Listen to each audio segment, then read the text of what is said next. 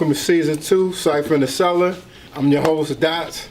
Want to introduce my new co-host for season 2, Buddy. You already know what it is, man. It's Buddy Calhoun, owner of Social Life Promotions. I'm here, Cypher in the Cellar fans. I'm here for season 2. All right, let's get it. Today we got a special guest, ChanzizR from Newark, New Jersey. Let's get it down here. Never impressed cause I shatter your chest songs. Neck in the backyard. It's your dick if you act hard. Step in the backyard if you figure you that hard. Bitches are back, y'all. So tell us a little bit about your influences in music and your upbringing in music and how you got started rapping. I started rapping when I was like 5. But you know, I had 2 older uncles. Right. Them playing basketball, you know what I mean? Me getting out of school and picking me up from school. Having to sit there and wait with them. Their friends used to rap, have little battle raps, and that's kind of where I like started picking it up. I started writing songs like really early on. Okay. So that's how it all started, you know, like Bridges Over, stuff like back in that, like in the very early. So I kind of like grew up with hip hop. Right. You know, so really like that's kind of like all I know. Yeah. So it's like wherever I go in life, it's like my culture, my blood. Right. You know, so that's how it got started. My uncles really put the battery in my back end. So, growing up, being a female lyricist, living in Newark, did you ever feel less of an artist because you were a female? You know what? That's a good question. Never less than an artist, more challenged. Okay. You know, I did a lot of battles at the African Globe, a lot of battles downtown, a lot of battles Avon and 21st. Okay. You know, real ones out there know about those areas. Right. And like you had to really come with something. You know what I'm saying? So me being a female, you know, it really wasn't about that because I had something. I had bars, you know what I mean? And people, they would look at me and be like, oh, she don't really rap. And I was shy. But I would stand out there, you know, talk a little something, drink a little something, and then I just go in. So it was challenging, you know, as it is even now for females getting money. Yeah. Right. You know, you see how they try to pit the girls against each other. But yeah, that was it. It was just like I just went hard, you know, and kept it moving. So just going back off of what you were saying, just being a female lyricist, with the rap industry, do you feel there should be some measurements on the playing field when it comes to female lyricists and male lyricists? I would think there's a lot more female lyricists that are dope that really aren't being put out there. So as far as the industry goes, do you think it should be some measurements to make the playing fields even? You know what? I think nowadays it's kind of hard. I mean, you kind of have to just put yourself out there. You know what I mean? And I like that question too because that is where the whole why not thing came from. Okay. You know, my business partner at the time and I sat in his basement. And, you know, I was going through situations because the producers I was working with, people was, like, getting shot, people was getting locked up. And I was like, man, you know, I just finished my project. What am I going to do? This was, like, 2002. Okay. So we were sitting in his basement. I said, you know what? He was like, yo, I can build the computer. We can do this studio. I can build a studio. You know, you're going to sell it. We're going to do us. You got the hustle. We need to put this together and make it do what it needs to do. And I said, you know what, Master P did that. And I said, why not me? As a female, as a woman, I could use that same formula, that same format. I said, you know, and that'll cut out the middleman. We don't even have to deal with nobody.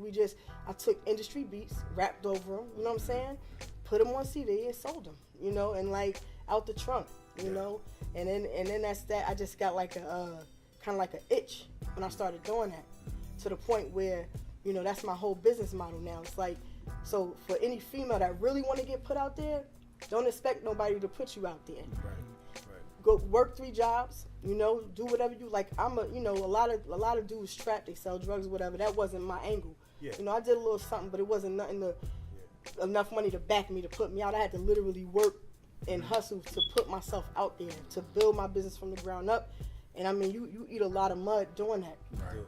You know what I'm saying? But that's what the whole why not means winning over time. Okay. So that means that it doesn't matter how old you are. It doesn't matter how long it takes. You keep going. You know what I'm saying? Until you put yourself on. You know, until you walk in the rooms, you don't have to introduce yourself. You know what I mean? Right. That's how that whole thing got started. I kind of was pushed up against the walls like trial and error. I had to make something happen because I was like, yo, I can't expect, you know, to speak freely. I can't expect niggas to just back me. You know what I'm saying? Everybody don't have people with money to say, I'm gonna put this on Shorty. She gonna go out there and do this. Nah, like I'm about to write these songs. I'm gonna make I had people making beats, and I was ripping some industry beats. I'm gonna go get the CDs, and I'm gonna flip them. Right. If you only had to listen to 5 artists ever again, like if you were on an island, trapped on an island, you only could take 5 artists with you, who would they be? Jay, of course. Biggie. Okay. Cool G Rap. Okay. I'm gonna go with Light. I'm gonna put her in the mix. And see that whenever we get like to that 5th spot, it's always so many, like sometimes the top 4 are always, pretty much the same, or there's an argument for at least 4 of those people. But that 5th spot, man, is always the hardest spot because there's so many. Yeah, it's like so many people you could throw in there. I know we talked earlier about Kane. To me, Kane is in my top 5. Yeah. So I got my last one, right? Yeah. It's tough, but I'm gonna have to go with my man Slim Shady. Marshall has an argument for being in there. Yeah. Right. So, what projects are you working on now? What do you got coming up? Right now, I'm still marketing Hidden Figure the mixtape. It's really marketing itself. Right. But I'm more or less right now focusing on the brand and a lot of content, a lot of commercials to kind of showcase my work ethic and what it means to be behind the scenes and really like push your talent to the forefront. Because when you don't have a lot of hands and arms and people moving with you, you have to be strategic, right? Definitely. So right now, this is, I'm here talking about music because that's the premise. But the trajectory of my goals is to focus on building a brand, doing good deals, and doing good business with a lot of good people, such as yourselves. Coming to different areas and marketing and networking and just kind of like building great business. I think right now, even though the country is in a crazy state, when situations are like this is when you like turn it up. Yeah. You know what I mean? So that's really what I'm focusing on. I'm really into this whole, I like fashion. I'm doing a lot with that, a lot with men's fashion, ironically enough. But the music will be the backdrop for the content that I put out. So I'll be dropping like snippets, I'll be dropping songs, working on a couple things out in the UK. I got some ads out there. Yeah, like Instagram. Shout out to Instagram. But really, that's really it, business. All right, so is there any shout outs or anything you want to give? Every female who's pushing, everybody who's pushing, everybody who has a dream, who has a goal, who has a focus, who has an ambition. I'm looking at you right now. I'm sitting beside these 2 great guys, kings, that's starting this. They really doing this platform is just ridiculously great. Stay focused. Go after what you want. Don't let nobody tell you nothing.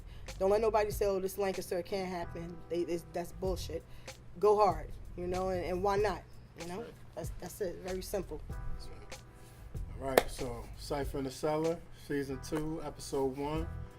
We're going to hear a little bit from ChanzizR. Be right back. Gotta give it to him hard. I found myself in conditions I'd rather not mention. I'm not for the tension. My Glock popping. Chances are, why not? Dream big, break city. Blast seat every time you mention me. Live fire, leaving the stitches. This bitch is ridiculous. Constantly shitting a monster in me, fiend for the bullets. Aiming, I pull it. Your brain is strange to the fluids. My finger don't jam, I just do it. You don't wanna go through it. A loose cannon, my saliva's the sun. Causing you damage, I'm tanning your cabbage. I'm cancer the answers, chance to the questions. You're dead fast in your soul. I'm out of control, a lot of the drove. I got a spot, a target, the hole. Harder than cold steel, blood in the dome. Put love in the chrome. Fucking bazookas being vain your own. When I give it, gotta give it to him harder. Oh shit, that's chance. Fuck that.